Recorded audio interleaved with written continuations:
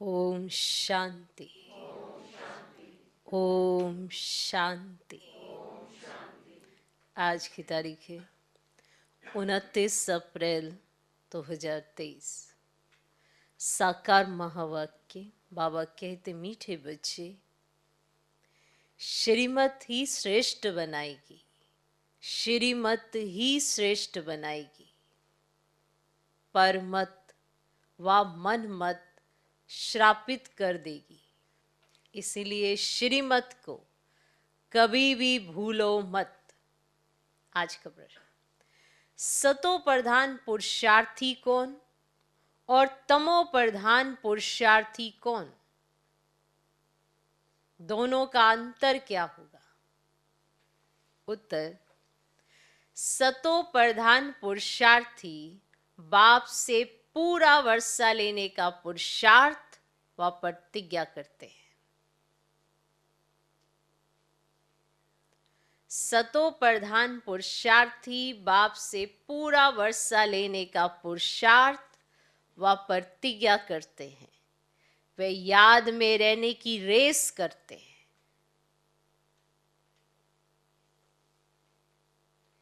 वे याद में रहने की रेस करते हैं और नंबर 1 जाने का लक्ष्य रखते हैं।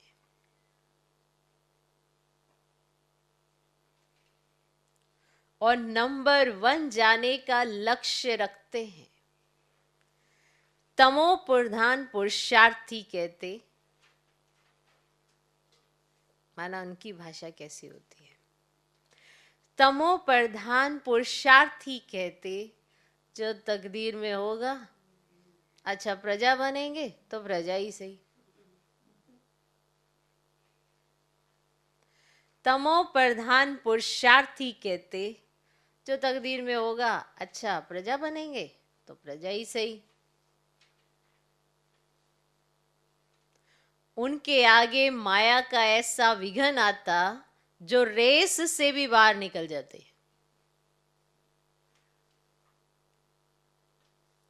उनके आगे माया का ऐसा विघन आता जो रेस से ही बाहर निकल जाते।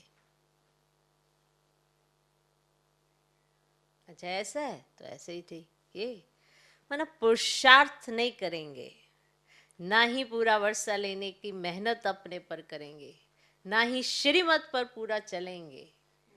जितना चला जाता उतना चलेंगे, ऐसा बोलेंगे। अपने आप को ऐसा कहेंगे कि उन्हें लगेगा यही सही है। तो पुरुषार्थ की रेस में ही नहीं है, रेस से ही बाहर है, तो फिर आगे आने का तो सवाल ही पैदा नहीं होता। जो रेस में होगा वो तो मेहनत करके आगे बढ़ेगा ना। जो रेस में ही नहीं है तो फिर उसका क्या नंबर, वो तो रेस से बाहर ही है। कॉम्प्लीमेंट्री गिफ्ट तो सबको ही मिल जाते हैं स्पॉट करने के लिए, हा हा वाह वाह वाह वाह करने के लिए, तो ये तो मिल जाते हैं। तो समझा, सतो प्रधान पुरुषार्थी, तमो प्रधान मतलब पुरुषार्थी में भी सतो प्रधान तमो प्रधान होता है।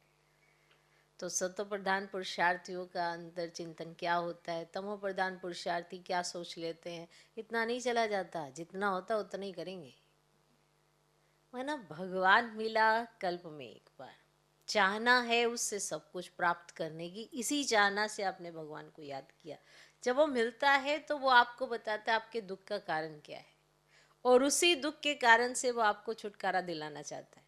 आपने उसी के ऊपर डाल दिया कि सुख और दुख तुम ही देते हो, तुमने ही दुख दिया है। वो तो तुम्हें दुखों से छुड़ाने आया है। तुम्हारे दुख के कारण तो बहुत सारे हैं, वो तो तुम्हें इससे निकालने आया है। इसलिए बताता है कि तुम्हारा चिंतन कैसा होना चाहिए। अब ये चिंतन आपके अपने कर्मों पर निर्भर करता है कि आप क्या सोचते हो। समझा वो सबको एक समान रहा है, पर समझते नहीं समझते। इसीलिए तो पुरुषार्थी में भी सतो प्रधान तमो प्रधानता होती है ना वंडर। है पुरुषार्थी, एक का चिंतन कैसा उसको ऊपर ले जाता है, रेस में नंबर 1 दिलाता है। एक का चिंतन कैसा उसको रेस से बाहर ही ले जाता है, रेस में ही नहीं रहते। शुरू शुरू में आते हैं, दोष चढ़ता है, फिर धीरे धीरे इसको देख, उसको देख, उसको देख, इसको देख। अब जो रेस में भाग ले रहे हैं उनका लक्ष्य होना चाहिए कि सामने देखने का, है ना। जहाँ पहुँचना है वो उसकी तरफ देखे। जब इधर उधर देखने की तरफ ध्यान चला जाएगा तो फिर नंबर कहाँ से आएगा। लेकिन last so fast, fast so first कैसे होते हैं कि लास्ट वाले सिर्फ एक बाप को देखेंगे। अगर जो लास्ट में आएंगे ना, उनका चिंतन भी वही चलेगा जो श्रीमत कहेगी, और देखेंगे भी एक बाबा को, तो वो फास्ट तो जाएंगे ही, और फास्ट जाएंगे तो वो फर्स्ट आ जाएंगे। इसलिए चांस सबको मिलता है, ऐसा कोई नहीं है जिसको चांस नहीं मिलता है। चांस सबको मिलता है, पर चांसलर कौन बनता है ये उसका अपना पुरुषार्थ है। तो सतो प्रधान पुरुषार्थी और तमो प्रधान पुरुषार्थी कौन है, और दोनों में अंतर क्या है, तो ये है अंतर। क्लियर। आज का गीत है मुझको सहारा देने वाले तेरा शुक्रिया। ओम शांति। बच्चे जब सम्मुख बैठते हैं तो जानते हैं हम जीवात्माएं हैं। यहाँ तो जीवात्मा ही होंगी ना। जब आत्मा को शरीर नहीं है तो नंगी है, उसे अशरीरी कहा जाता है। तुम तो शरीर सहित बैठे हो। आत्मा व परमात्मा जब तक शरीर में ना आए तब तक बोल नहीं सकते। तुम जीव आत्माएं जानती हो हम बाप के सम्मुख बैठे, हूबहू जैसे 5000 वर्ष पहले सम्मुख आए थे। बच्चे जरूर बाप से ही वर्षा लेंगे। जानते हैं हम अपने परम पिता परमात्मा बेहद के बाप के सम्मुख बैठे हैं। क्यों बैठे हैं? बाप से बेहद का वर्षा लेने। जैसे स्कूल में समझते हम टीचर द्वारा इंजीनियरिंग सीखते हैं, बैरिस्ट्री सीखते हैं, ये एम ऑब्जेक्ट रहती है। तुम बच्चे समझते हो परम पिता परमात्मा हमको ब्रह्मा के तन से बैठ राजयोग सिखाते हैं। भगवान उवाच, ये तो बच्चों को समझाया है कि भगवान निराकार को कहा जाता है। जीवात्मा पुनर्जन्म जरूर लेती है। कोई भी सन्यासी से तुम पूछो मनुष्य पुनर्जन्म लेते हैं, ऐसे सन्यासी से पूछो मनुष्य पुनर्जन्म लेते हैं, तो ऐसे नहीं कहेंगे कि नहीं लेते हैं। नहीं तो 84 लाख जन्म कैसे कहते? तो वो ऐसे नहीं कहेंगे कि नहीं लेते हैं, नहीं तो वो 84 लाख जन्म कैसे कहते? पूछो तुम पुनर्जन्म को मानते हो? अब ये तो बरोबर है, आत्मा संस्कारों अनुसार एक शरीर छोड़ फिर दूसरा लेती है। ऐसे ऐसे करते मनुष्य 84 लाख जन्म नहीं परंतु 84 जन्म लेते हैं। इससे सिद्ध होता है पहला जन्म जरूर बहुत अच्छा सतो प्रधान होगा, और लास्ट में छी तमो प्रधान होंगे। 16 कला से फिर 14 कला, 12 कला होती जाएगी। पुनर्जन्म जरूर लेते हैं। पूछना चाहिए, अच्छा परम पिता परमात्मा ने पुनर्जन्म लिया है या जन्म मरण रहित है? देखो ये पॉइंट बहुत सूक्ष्म है। अगर कहेंगे जन्म मरण रहित है तो फिर शिव जयंती सीधी नहीं होती। कहेंगे शिव जयंती तो मनाई जाती है। समझाया जाता है हाँ शिव जयंती है परंतु जन्म के साथ फिर मरना जिसको कहा जाता वह नहीं है। अगर मरे तो फिर पुनर्जन्म लेवे। बाप कभी पुनर्जन्म नहीं लेते, वे इस तन में एक ही बार आते हैं बस, फिर पुनर्जन्म में नहीं आते। परम पिता परमात्मा पुनर्जन्म रहित है। वे कब सतो प्रधान से तमो नहीं बनते। आत्माएं तो सब जन्म मरण में आते आते पतित बन जाती हैं, फिर बाप आते हैं पावन बनाने। इससे सिद्ध होता है आत्मा ही पतित होती है। आत्मा पावन आती है फिर माया पतित बना देती है। बाप कभी भी बच्चों को गंदी मत नहीं दे सकते। इस समय के पतित मनुष्य पतित मत देते हैं। अब पावन बाप कहते हैं कि पतित नहीं बनो, अर्थात विकारों में नहीं जाओ। रावण की मत से दुखधाम बन गया है, पहले सुखधाम था, पहले सुखधाम था। ऐसे नहीं बाप ही सुख दुख देते हैं, नहीं, बाप कभी बच्चों को दुख की मत दे नहीं सकते। माया ही दुख देती है, उस माया पर जीत पाने से ही तुम जगत जीत बनते हो, परंतु समझ ही नहीं पाते। मनुष्य माया का अर्थ नहीं समझते, वे धन को माया कह देते हैं। अब कहते हैं ना इनको माया का नशा बहुत है, ऐसा बोल देते हैं ना, इनको माया का नशा बहुत है। परंतु माया 5 विकारों को कहा जाता है। अगर 5 विकारों का नशा है तो माया एकदम खा जाती है। सत्युग त्रेता में माया का नशा होता ही नहीं, वहां रावण का बुत बनाकर जलाते ही नहीं। बुत कड़े दुश्मन का बनाया जाता है, जिससे बड़ी दुश्मनी हो उसका बुत बनाया जाता है। रावण राज्य शुरू होता है आधा कल्प से, दे अहंकार आने से फिर और विकार आ जाते हैं, और शास्त्रों में कोई ये बातें नहीं है। लिखा हुआ है देवताएं वाम मार्ग में अर्थात विकारों में जाते हैं, माया के वश होने से परवश हो जाते हैं, परमत पर चलते रहते हैं। अभी तुम चलते हो श्रीमत पर। परमत माना माया की मत, श्री अर्थात श्रेष्ठ मत है बाप की, वह है परमत रावण की मत। इसीलिए बाप ने कहा है आसुरी संप्रदाय सब रावण की जंजीरों में दुखी है। और मनुष्यों ने सत्युग की आयु ही लाखों वर्ष समझ ली है। तो तुम हिसाब किताब बताते हो 5000 वर्ष कैसे हैं, ठीक है। क्राइस्ट को 2000 वर्ष हुआ, बुद्ध को 2250, ठीक है। बुद्ध को 2250 वर्ष हुआ और इस्लामी को 2500 वर्ष हुए। सबको मिलाकर आधा कल्प हुआ। अब इनके पहले तो देवताओं का राज्य था, फिर देवताओं को लाखों वर्ष कैसे कह देते।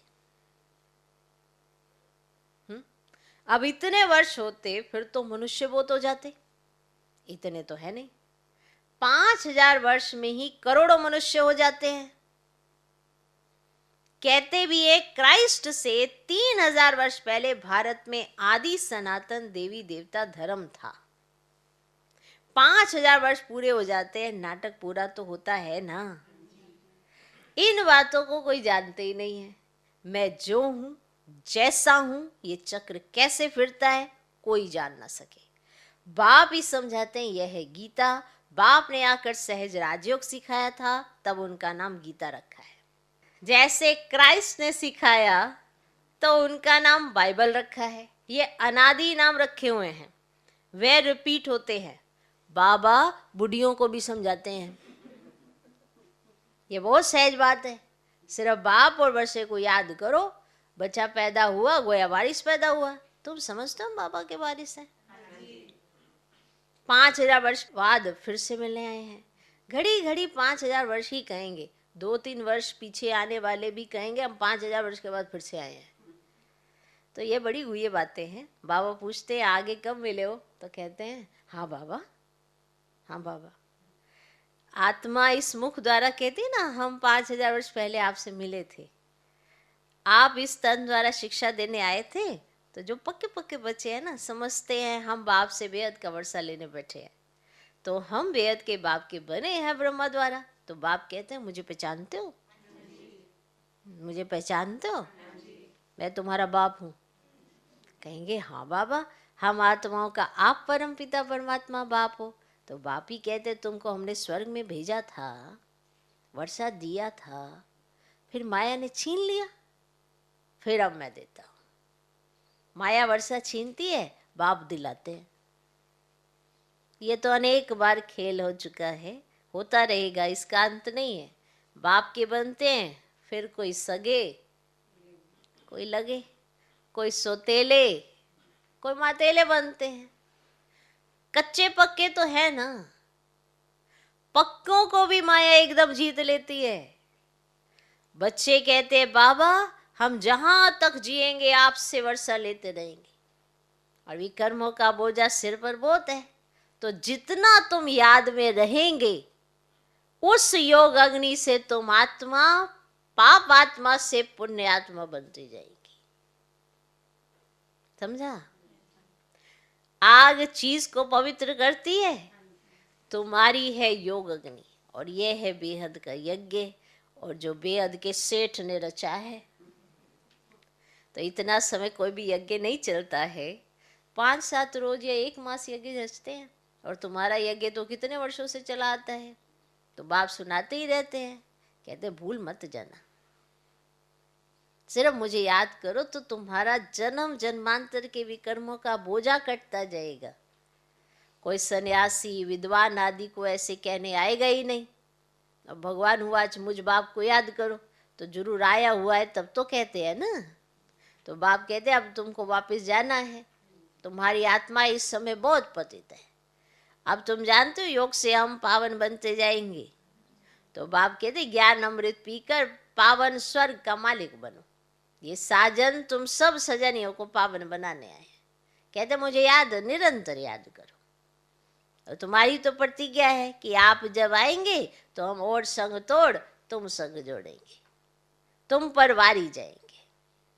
अब जैसे स्त्री पुरुष पर, पुरुष स्त्री पर बलियार जाते हैं, अब यहाँ है बाप पर बलियार जाना।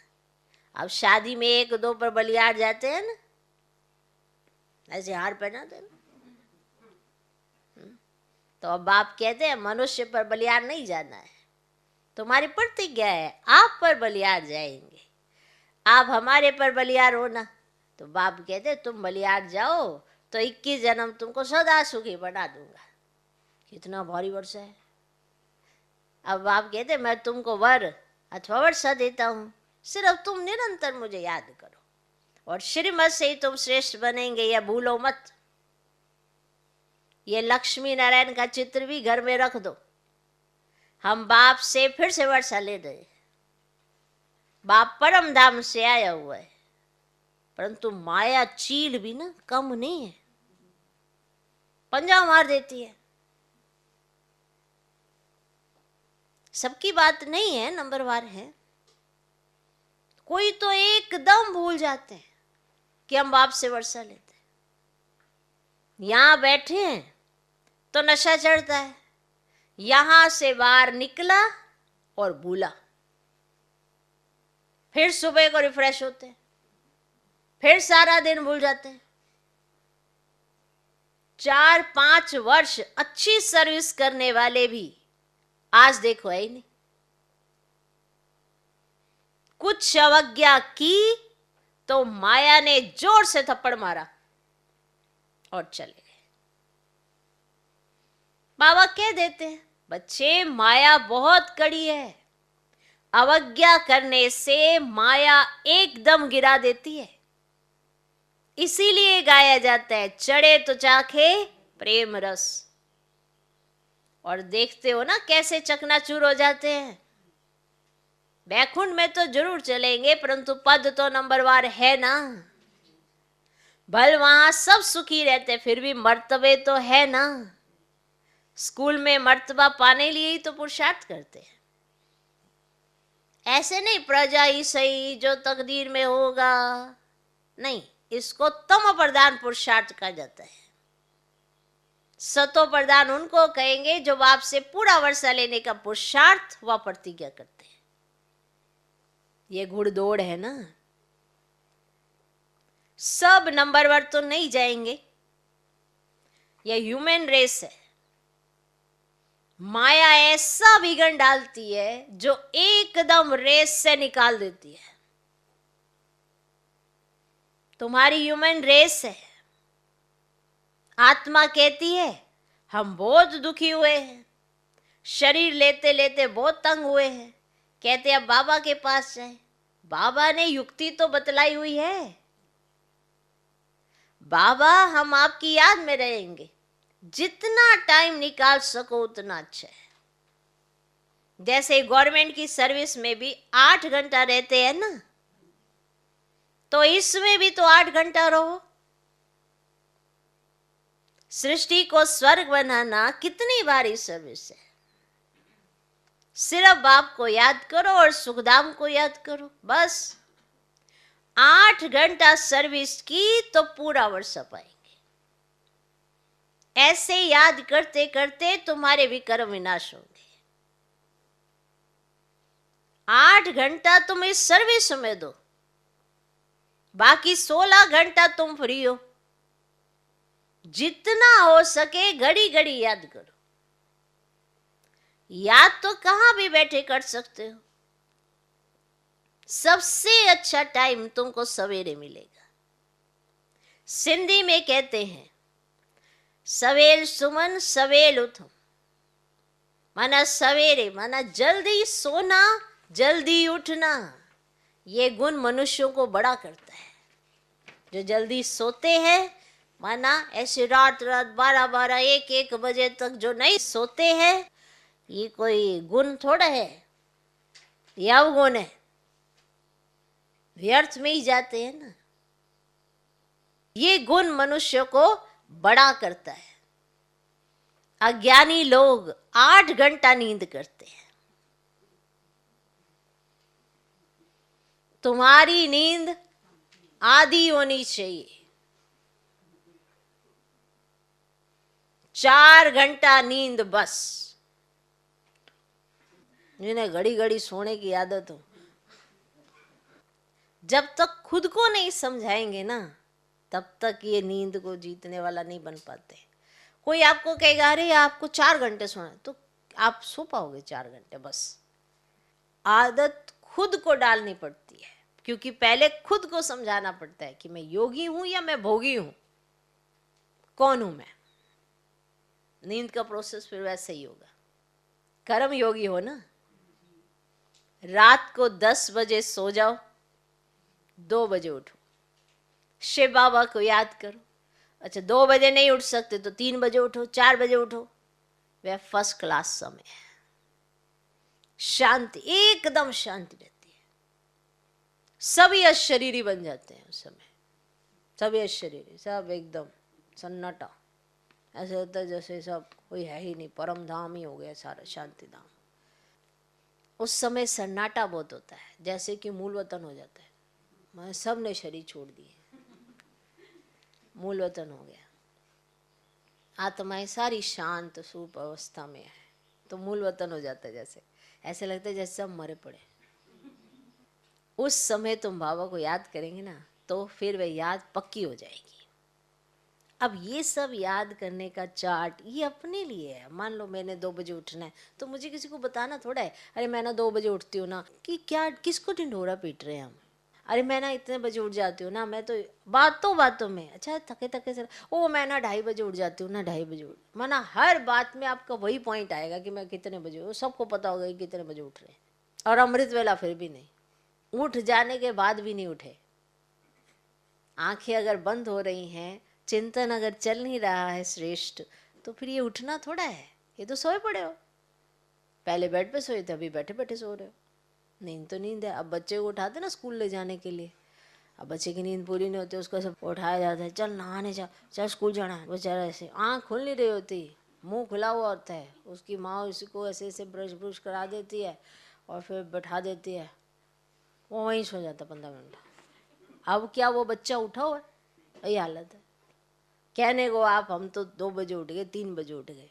अब पर उठना माना बुद्धि से उठने की बात हो रही है। जब तक खुद से ही नहीं बात करोगे तो ये तो जबरदस्ती का सौदा हो जाता है, और जबरदस्ती का सौदा ज़्यादा दिन तक नहीं चलता। आप गए हो क्या मिलिट्री में भर्ती होने, सेना में भर्ती होने गए हो? क्यों नहीं गए? कि आपको देश से प्यार नहीं? पर पहले ही चिंतन आता है क्या? ट्रेनिंग, उनकी इतनी हार्ड ट्रेनिंग होती है। वो भी राज दुलारा ही होता होगा, उसकी माँ भी उसको पुचकार पुचकार के उठाती होगी, और वहाँ पे तीर की तरह इतने दिन की ट्रेनिंग होती है, सीधे कर देते हैं उन्हें। अब वो क्या बन गए? क्या वो ह्यूमन बीइंग नहीं है? क्या वो मनुष्य नहीं है? मतलब चिंतन तो देखो ना, कुछ तो लेके जाओ कि अगर आपको अपने शरीर पर या किस चीज़ों पर जीत पानी है। उनको कोई तकलीफ नहीं होती होगी, उनके लिए फ्रैक्चर फ्रैक्चर होते होंगे, या वो ऐसे बंदूक लेके अभी भी खड़े हैं। उन्होंने नींद को जीता हुआ है, क्या उनको उसका फल नहीं मिलेगा? मिलेगा, मिलेगा। क्यों नहीं मिलेगा? भगवान देख रहा है उनका पार्ट भी, मिलेगा। लेकिन हमको इतनी सहजता से हर चीज मिल रही है, फिर भी हम अपनी नींद को ही नहीं जीत पा रहे हैं। और जिस नींद को जीतना भी हमें अपने पुरुषार्थ के लिए ही है, भगवान के लिए नहीं। आप जीत रहे हो कि आप अगर उठ रहे हो तो आप भगवान के लिए उठ रहे हो, कोई ये भी अपने लिए है कि जो हमने विकर्म हमसे हुए हैं 63 जन्म में, कुछ ना कुछ, क्योंकि अनजाने में, अज्ञानता में कुछ तो ऐसा कर्म किया है जो इतनी सारी चीजें हमारे साथ जुड़ी पड़ी हैं। तो सारा लेखा जोखा आपको इस अंतिम जन्म में पता पड़ता है, तो उसके लिए आप योग कर लें और ज्ञान वाली बुद्धि बना लें, जिससे आपके आज के कर्म अच्छे हो जाएं। ज्ञान युक्त बुद्धि हो जाए तो हमारे कर्म आज के भी सुधर जाएं। अब आज की भी ज्ञान युक्त बुद्धि नहीं है तो आज के भी कर्म नहीं सुधर रहे हैं, तो उसका भी बोझा साथ साथ चलेगा। तो ज्ञान किस लिए दिया बाबा ने? आपका अपना ये वाला जन्म भी अच्छा हो जाए, ज्ञान तो इसीलिए दिया है ताकि आपका योग भी अच्छा लगे। तो अगर हम यही नहीं समझ पा रहे हैं कि हम यह करने क्या आए हैं, हमारा जन्म किस लिए है, या हम किस लिए पैदा हुए हैं, पहले ये सोचते। अब तो सारी डिटेल पता है ना, फिर भी हमें ये नहीं पता कि हमारा ये जो जन्म है ये सफल कैसे होएगा। तो तुम्हारी नींद तो आधी होनी चाहिए। वो अगर 8 घंटा कहते तो तुम्हारी तो 4 घंटे में पूरी हो जानी चाहिए। अब इसकी करनी पड़ती है प्रैक्टिस, आज से नहीं हो जाएगी, ये पीछे आना पड़ता है धीरे धीरे धीरे धीरे।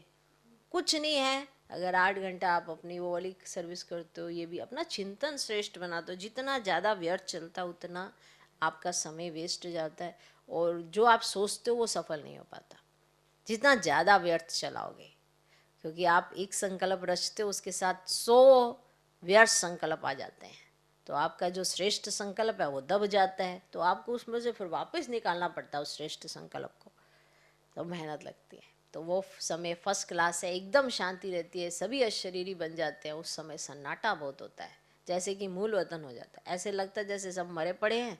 उस समय तुम बाबा को याद करेंगे ना, तो फिर वह याद पक्की हो जाएगी। अमृत वेले की याद अच्छा असर करती है। बाबा बहुत करके रात को जागते रहते हैं। स्थूल काम में आने से माथा भारी होता है, सूक्ष्म सर्विस में थकावट नहीं होती है। कमाई थोड़ी ही थकाएगी, जब कमाई हो रही होती है तो थकावट किसी को नहीं होती है। कमाई से तो खुशी होगी, तो सवेरे सवेरे उठकर याद करने से बड़ी कमाई है। अच्छा, मीठे मीठे सिकिलधे बच्चों प्रति माता पिता बाप दादा का याद प्यार और गुड मॉर्निंग। रूहानी बाप के रूहानी बच्चों को नमस्ते। हम रूहानी बच्चों की भी रूहानी बाप को नमस्ते नमस्ते नमस्ते। Good morning good morning good morning. धारणा के लिए मुख्य सार, पहला पॉइंट, सवेरे अमृत वेले उठ अशरीरी बन बाप को याद करने का अभ्यास करना है।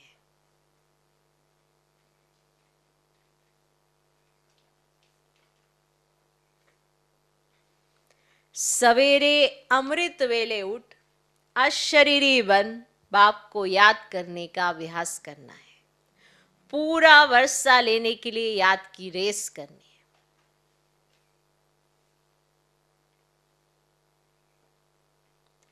पूरा वर्षा लेने के लिए याद की रेस करनी है।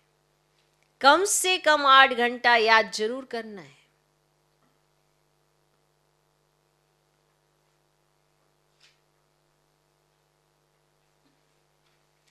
कम से कम 8 घंटा याद जरूर करना है। दूसरा पॉइंट, एक बाप पर पूरा बलिहार जाना है।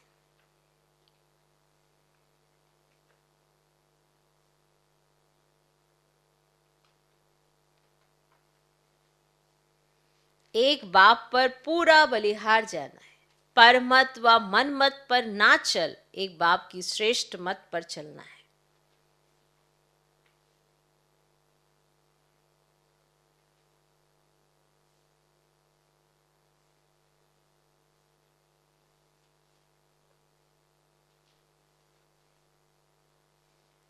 पर मत व मन मत पर ना चल, एक बाप की श्रेष्ठ मत पर चलना है। आज का वरदान,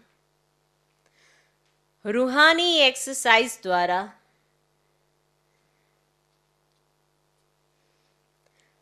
वेट को समाप्त करने वाली, माना बोझ को समाप्त करने वाली, समान और समीप भव। रूहानी एक्सरसाइज द्वारा वेट माना बोझ को समाप्त करने वाली, समान और समीप भव। रूहानी एक्सरसाइज अर्थात अभी अभी निराकारी, अभी अभी अव्यक्त फरिश्ता, अभी अभी साकारी कर्मयोगी, अभी अभी विश्व सेवाधारी। ऐसी एक्सरसाइज रोज करो। अभी अभी निराकारी, अभी अभी अव्यक्त फरिश्ता, अभी अभी साकारी कर्मयोगी, अभी अभी विश्व सेवाधारी। ऐसी एक्सरसाइज रोज करो तो व्यर्थ का जो बोझ है वो समाप्त हो जाएगा। जब बोझ समाप्त हो, माशूक समान डबल लाइट बनो, तब जोड़ी अच्छी लगेगी। यदि माशूक हल्का और आशिक भारी हो तो जोड़ी अच्छी नहीं लगेगी। रूहानी माशूक आशिकों को कहते हैं समान बनो, समीप बनो। आज का स्लोगन, अपने जीवन रूपी गुलदस्ते द्वारा दिव्यता की खुशबू फैलाना ही गुण मूर्त बनना है। अपने जीवन रूपी गुलदस्ते द्वारा, माना मेरे जीवन में गुण हो बहुत सारे, दिव्यता माना दिव्य गुण, वो दिव्यता जो दूसरों को दिखाई भी दे, उसकी खुशबू भी फैले, तो वो गुण मूर्त बनना है।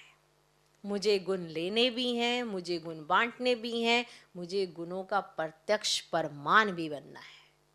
सबको दिखाई भी देने चाहिए कि गुण कैसे होते हैं, तो गुण मूर्त बनना है।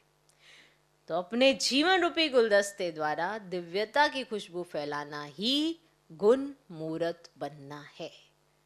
ओम शांति।